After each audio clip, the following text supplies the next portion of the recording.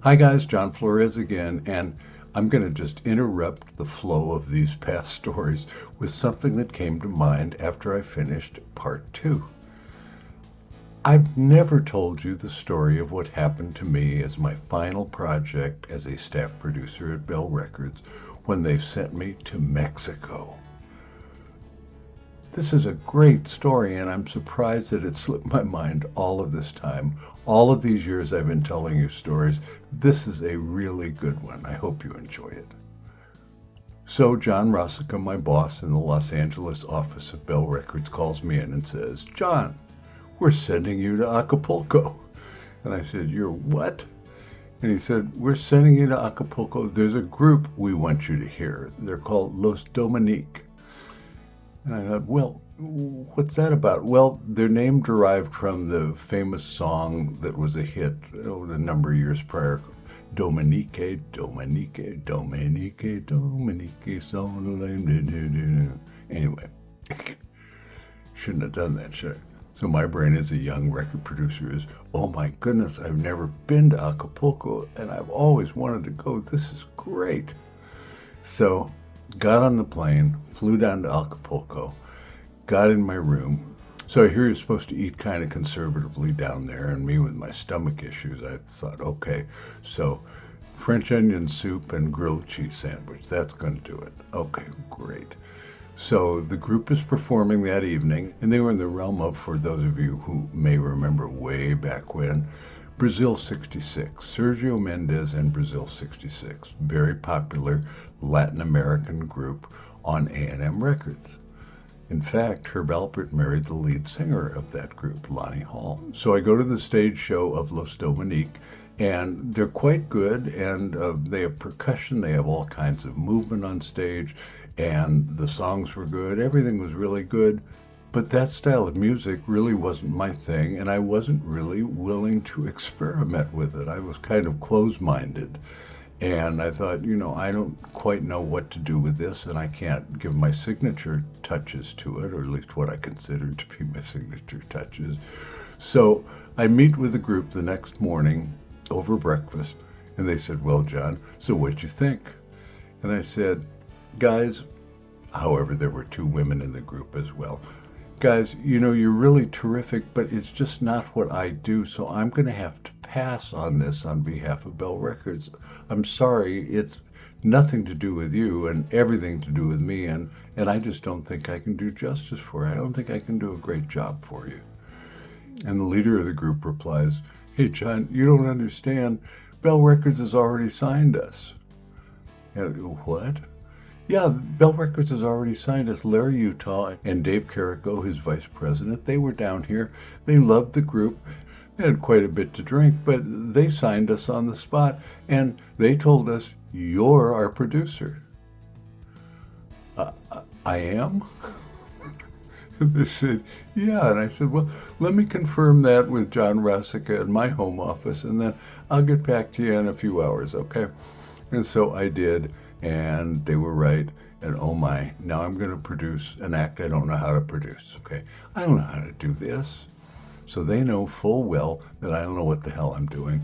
But we decided to set up a rehearsal back in Acapulco again once I kind of got everything set up for them and got the paperwork done from my end, submitted a budget, did all that administrative stuff that record producers, staff record producers always had to do. So I fly back down to Acapulco, we do the rehearsal, I record the rehearsal. And I did that for my own purpose and also to send a copy to Larry Utah so he could see what he signed.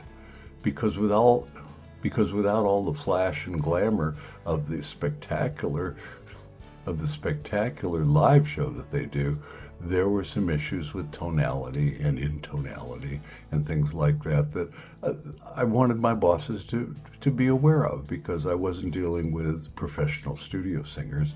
They were a professional live act, and there can be a difference. So rehearsal's over this time around, because I had a little issue with the grilled cheese sandwiches and the French onion soup. The first trip down, I figured I'm going to eat whatever the group is eating tonight. They take me to this wonderful dinner. I have the clams and the oysters and all this stuff. I've never been so sick in my life. The Holiday Inn doctor had to come up, give me some meds, tell me to get some rest, do whatever. And I was out for a day or two.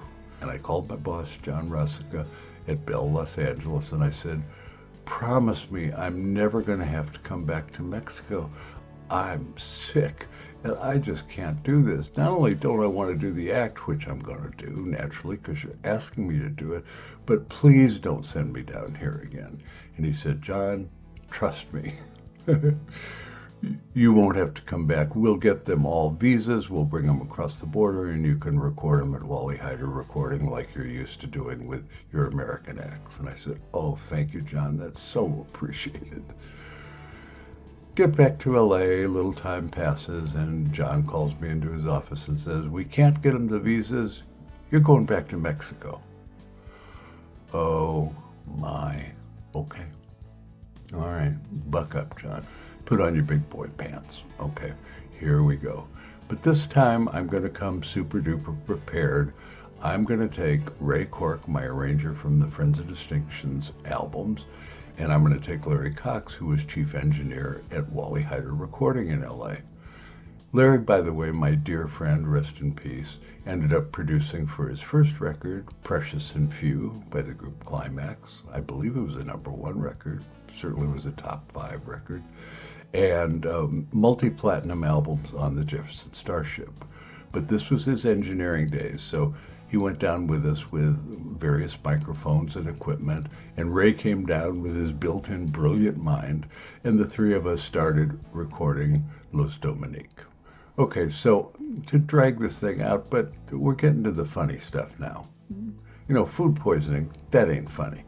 However, the stuff that is funny is that there was a pre-recording the album party at one of the leaders of the group's house.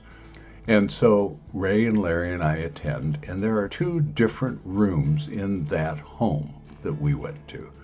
One was kind of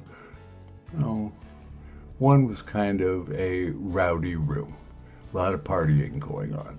And then there was the conservative room, which is where I was, where there was no partying going on.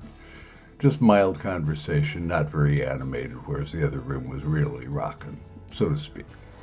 So what I did notice was that while the party was getting going, an elderly gentleman came in with 2 gorgeous women, one on each arm. He's probably 20 or 30 years older than they are, but they all go their separate ways once they arrive at the house where the party is. And one of them goes in and sits next to Ray Cork, my arranger and dear friend, and the other one, I don't know where she went. So I'm in the kind of very conservative, low-key room, and Martha, one of the leaders of the group whose home this was at, comes up to me and says, John, we have a problem. And I said, what's that, Martha? She said, well, look in the other room, look through the glass panel, and you'll see that Ray and the woman that elderly gentleman brought have their hands on each other's legs. And I said, well, so? He says, well, in Mexico, if a gentleman brings lady or ladies to an event, they are exclusively to be with him for that evening. It is socially improper for these 2 people to have their hands on each other's legs in the other room. So can you go tell Ray to knock it off? I said, sure.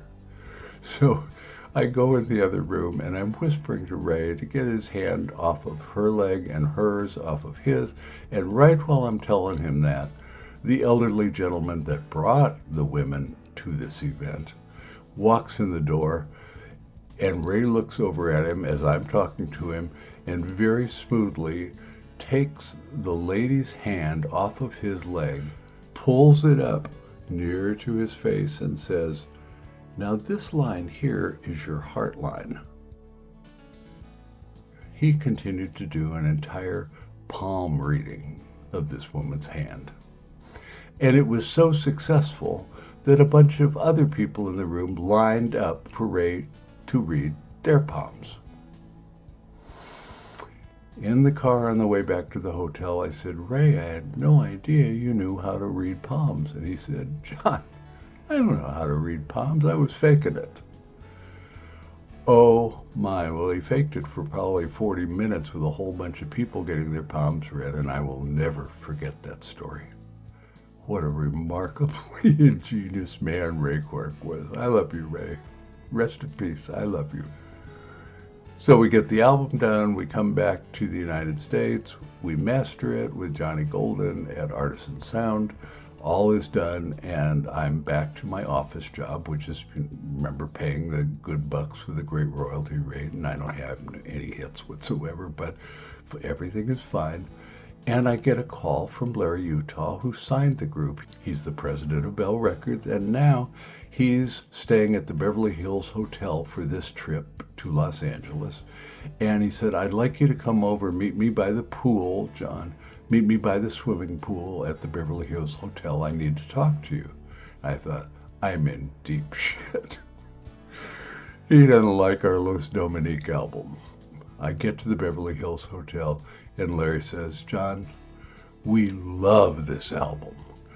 I don't know what you guys did, but you really pulled it together. This is just great. Thank you so much for taking the time and doing such a wonderful job for us at Bell Records. I said, well, you're very welcome, Larry, la, la, la, la, la. And I went back to work, back to my office. Long story short, for an album that they loved with the people running Bell Records, that album was shelved, never released. International relations be damned.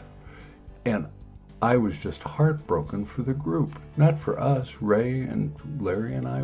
We had a good time. We did a good job. End of story.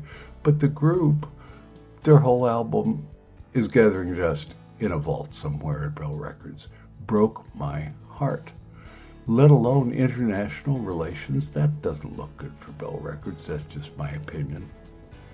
And if they had wanted to do right by the group by not really promoting the album, that's a whole other scene. They could have pressed up a limited amount of albums with the group's pictures on it and the normal stuff on the back with the liner notes and the listings of the songs and the musicians and stuff. They could have done that. That would have been a token gesture, and they didn't have to tell the group that they weren't really putting a lot of promotion behind it. That would have been so easy, but they didn't do it.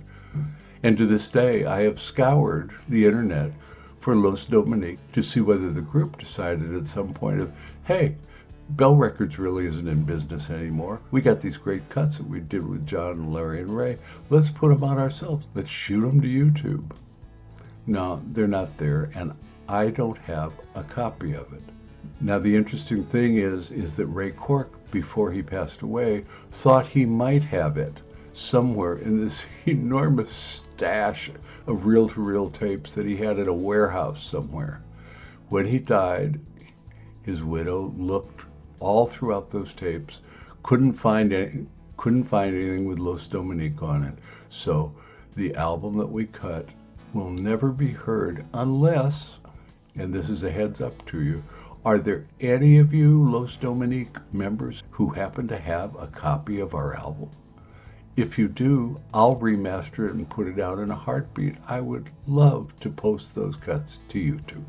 So if you're a friend of Los Dominic, anybody, get me those tapes. Please let me remaster and post them here. Okay, so that was the disastrous trips to Mexico because the end of the story isn't a happy one. The album's shelved.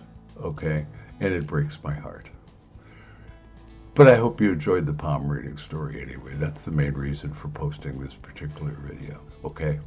So now we'll get back to the next episode, which is when Don Berkheimer called me and asked me to do the Hughes Corporation and Rock the Boat for RCA.